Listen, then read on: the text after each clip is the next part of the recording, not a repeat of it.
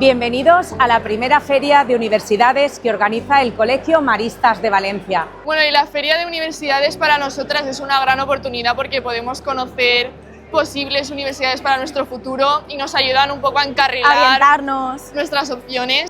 Estamos teniendo una serie de universidades, centros de formación profesional, grupos de policía, guardia civil, bomberos, ejército, de tal manera que tratamos de abarcar el máximo ámbito posible de la educación.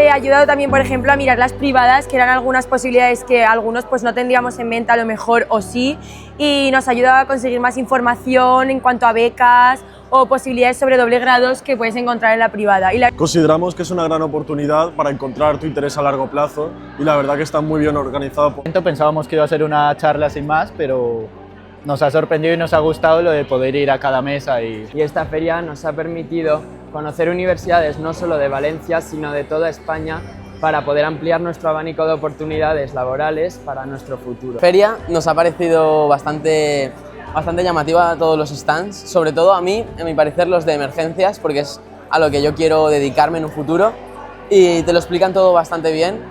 La organización y sobre todo porque para mí lo que yo voy a estudiar, que es relaciones laborales y recursos humanos, pues hay muchas universidades que tienen lo que yo voy a estudiar. Y la verdad que yo por lo menos tengo las ideas un poquito más claras después de este día.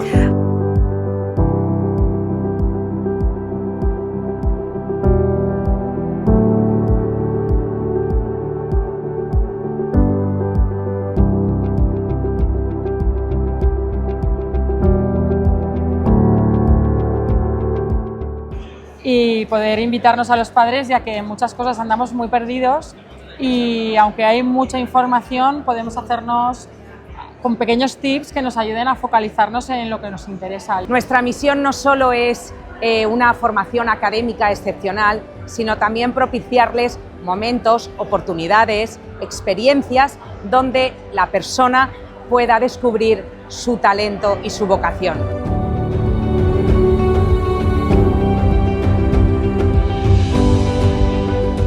Agradecer a todas las entidades presentes que han colaborado en nuestra feria, a todas las universidades, tanto de la Comunidad Valenciana como de otras comunidades autónomas, a ciclos formativos y a otras oportunidades laborales como puede ser la Guardia Civil, la Policía Nacional, los bomberos, el Ejército.